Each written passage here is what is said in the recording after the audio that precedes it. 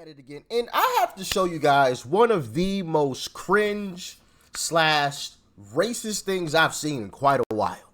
We have this Zoom call that was apparently coined "White Women for Kamala," and the oh man, this stuff has just absolutely gotten out of hand. Y'all have to see this. I mean, I apologize about the cringe, but I have to show you this to make a strong point that I have been saying for quite a while. All right? And with that being said, let's dive in. Ariel Fodor, affectionately known as Mrs. Frazzle to her combined audience of over 1.5 million followers, is here to help gentle parent us through this election. Thank you. Hi, everybody. I am so honored to speak today. I am like shaking to just be among such incredible company. We are here because, as if you were here earlier, you've heard BIPOC women have tapped us in as white women to step up, listen, and get involved this election season. This is a really important time, and we all need to use our voices and influence for the greater good, no matter who you are. You are all influencers in some way. So tonight, I'm going to share some do's and don'ts for getting involved in politics online and navigating the toxicity that comes with it. And spoiler alert, as much as the toxicity can come from the outside, it can come from us too. So first, don't isolate yourself. We can do our best work when we're in community together like we are tonight, because the toxic feels smaller when we support each other. But don't make it about yourself. As white women, we need to use our privilege to make positive changes.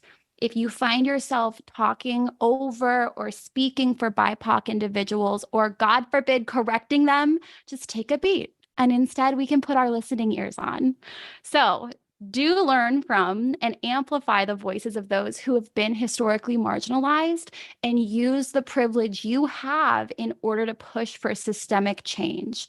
As white people, we have a lot to learn and unlearn. So do check your blind spots. You are responsible for your algorithm, believe it or not. I mean, first off, the cringe. I mean, my goodness. Did y'all see how she like opened that up? I mean, my goodness. Just Thank you. Hi, everyone. just cringe. Anyway, I don't think it's ever occurred to them because they're used to this, and it's no stranger to the Democrat Party, right? Because they are the party of enslaving black people for a very long time. So I'm not surprised by this, but I do want to call it out. The fact that these white women think that they have more privilege than I do is racist in and of itself. Me as a black person, I know Joe Biden would say that I'm not black, which is crazy as well. The person that they were all about to vote for said that I'm not black. Anyway, me as a black person, I can do anything that they are capable of doing. But to them, I'm not capable of doing any of that. And they don't see that as racist. Simply because of the color of my skin, you have more privilege over me? You can do more than me? You're capable of doing things that I can't do? Also, I noticed that she said, amplify the voices of people of color.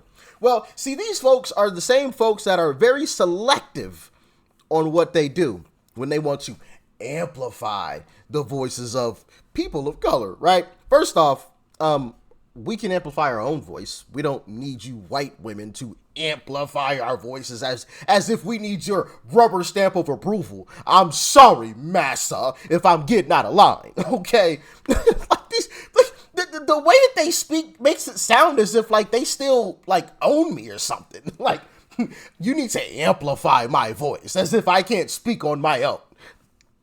This is the same chick that you saw speaking. This is one of her old videos. Check this one out. America, if you can hear my voice, clap once. If you can hear my voice, clap twice. Do you know why I am here today, my friends? Lollapalooza? No, but that's a very good guess. That was very disappointing. I'm actually here because those of you who are unvaccinated, yeah, You are not welcome to play with the vaccinated friends anymore. I know. And you know why that is? Because they don't want to die. That's right. They do not want to die. So here's what we're going to do. All right. I can't handle any more of the cringe. I mean, my goodness. So you get it, all right? But, you know, there was a lot more that came out of this Zoom call. I mean, these folks, man, the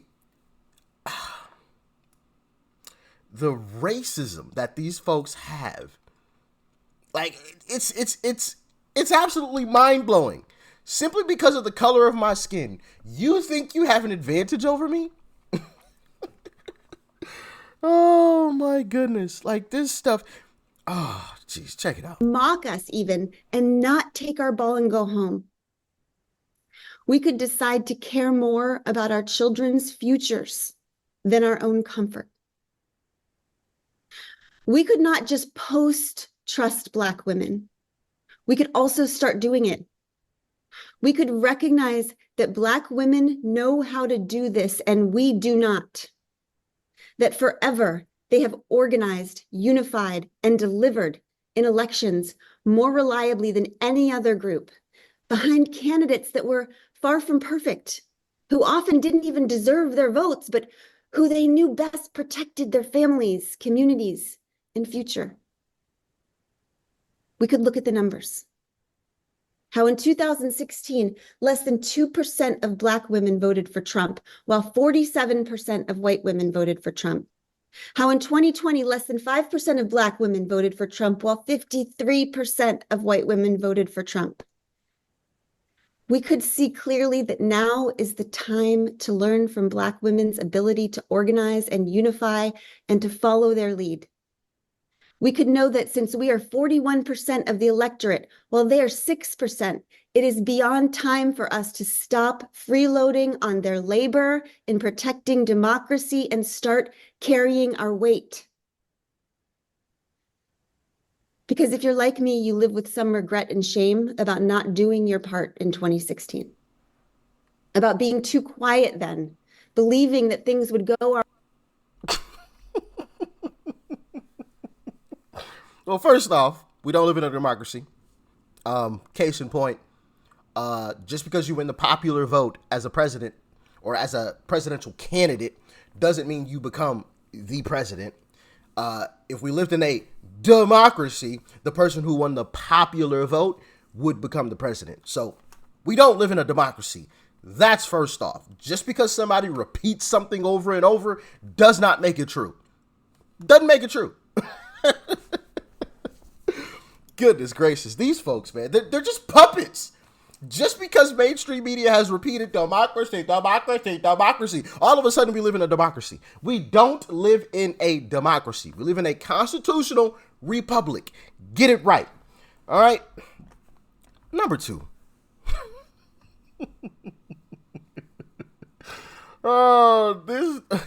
She talked about caring about the future of our children. Well, if you cared about the future for your children, you would probably vote for Donald Trump because at the current rate, your kids, and maybe she does have kids, but people that would be the age of kids that you may have had or have, they can't afford anything. Under Trump, they could. Kids now, they got to live with their parents. Kids under Trump could actually live on their own. So if you cared about the future, then you would vote for Trump. So this whole, I don't care about the future, we need to vote for Kamala because she's black. First off, well, another thing, she ain't black, she's Indian. Her mom is Indian, her dad's Jamaican and half Indian, so she's not black. Get it right, okay? That's also offensive. You just labeling someone as black when they aren't black. I'm black, all right? I know your previous party leader that your party ran a coup against them, which that's neither here nor there because that wouldn't democracy. Because last time I checked, you didn't vote for Kamala, you voted for Joe. But, you know, hey, I know y'all are hypocrites. I know he would say that I'm not black, but I'm definitely black. I'm blackity black, okay? Kamala ain't black, all right? Kamala is not black. But these folks, man, I mean, the cringe just continues. Take our cues from them. 40,000 black women just the other day, like literally in the snap of a finger, win with black women, getting organized and getting around this. White women, this is our opportunity to show up, not only for ourselves, but for black women. They've given us the whole playbook on how to show up and energize and be organized and really do the right thing and to tap into all of our networks. So take our cues from them. 40,000 black women just the other day, like literally in the snap of a finger.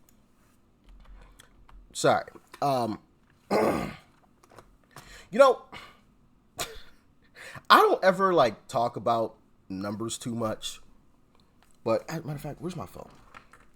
So for a small content creator like myself, right? I don't have a crew. I don't have a camera crew. As you guys can see, you guys always complain about my wall back behind me that, yeah, it definitely needs to be painted. Whatever, I'll get around to it someday, but it ain't gonna be today. Okay, I don't have like any fancy equipment or anything like that, or any assistant here helping me, you know, put the stuff together, get all my clips and, you know, bundle them up for me so I'm ready to go. You know, I don't have like a whole crew. I don't have like a teleprompter in front of me where I'm reading a script, you know, where I'm doing one of these numbers or, you know, doing this, you know, not actually looking at the camera, right? On a daily basis, okay, or let's just talk about videos. My last video had over 100,000 views. So shout out to y'all. Greatly appreciate y'all. That's first off, okay? Thank you. And thank you for hitting the like button, commenting, sharing the videos, right? Because that all helps. Thank you guys. My last video garnered over 100,000 views. This is from a small guy. I don't put money, I don't have an advertising budget. You know what I mean? I don't have $1 million+ backing me. These folks are always like, oh, 40,000 people. Well, I had over 100,000 on one video, and I don't advertise anything, right? I don't spend anything on advertisement. I don't really even post my videos on social media, which I should, and I will get better at that. I definitely will start at least posting the link to my videos on, you know, like X and stuff like that. But I got over 100,000, and you're like, oh, we got 40,000 people. We got 100,000 people. Like I can do that in one video. But I don't brag about it. I don't talk about it. So I say that to make a point. They're saying these types of numbers to try to garner up support. Oh, 40,000 people joined the Zoom call. Look, 100. That's over. That's over the entire country. And you sent out advertisements and tried to, you know, get people to come view or to come participate in the Zoom call. That was with you reaching out to folks. I just drop videos. Legitimately. I just make the videos and drop them. Okay? I don't do anything special. Nothing. Like this is all grassroots. This is all y'all. Whatever views I garner is because of you. Which, like I said, thank you. Thank you. This is grassroots. That is what they're doing. That's not grassroots. That's machine made. That's cooked up. That's, ooh, let's send out some let's reach out to these folks and see if they want to join the Zoom call. Let's reach out to these folks. Let's reach out to these folks. Let's reach out to these folks over here. Over 100,000 views on one video. And, you know, I'm not even talking about the shorts. Let's see. My last short, almost 200K. Almost 200K. I've got a short here that, the one that's titled "Sounds Like They Really Tried to Off 'Em" is coming up on 1 million. That's one. Now, granted, it's a 60-second clip. right? If you don't watch my shorts, definitely check them out. It's a 60-second clip, almost 1 million views. Over 800,000 people have viewed that. Over 800,000. Little old me. But like I said, I'm saying that to prove a point. They're trying to rile up to try to create this smoke screen of all this support for Kamala. She has no support. Check out my next video if you don't believe me. I got a video coming. All right? They're trying to, oh, look, Kamala got all these numbers. And little old me, I can beat those numbers in one video. One video. Just one. Now, granted, it's video on demand. It's not the same thing as a Zoom call, sure, but still. I've got no advertising budget, no big crew backing me, no $1 million media company, not the DNC or the RNC backing me, which some people accuse me, hey, you're getting paid by Donald Trump and the RNC. Man, I wish. Make no mistake about it, I wish. Yes, please. If somebody know Uncle Trump, call him up, tell him send me a check. And I'll tell you I got the check.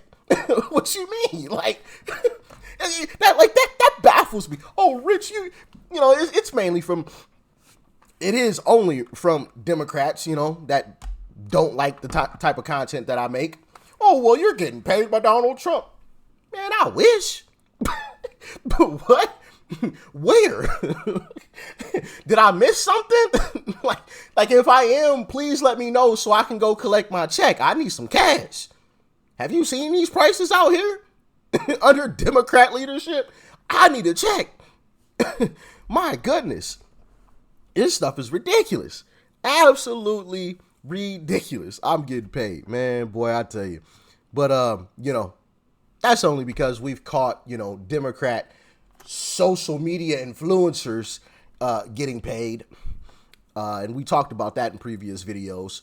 But that's another thing too. Like, if I was getting paid, it would be documented.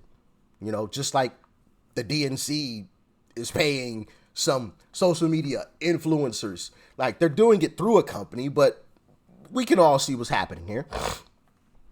So if I was getting paid, like, it would be documented. So, like, this whole notion that I'm getting paid is just absolutely bogus. So, I mean, unless I missed something, like if they sent me a check and I just didn't get it, like, please send it again. You know what I'm saying? I need that.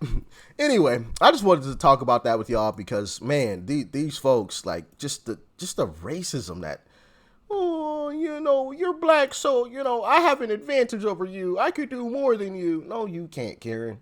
No, you can't. I can do and say anything and everything that you can do. And as a matter of fact, if I want to, I can do it better. Simple and plain. Y'all stay safe out there. Peace and love. I'm out.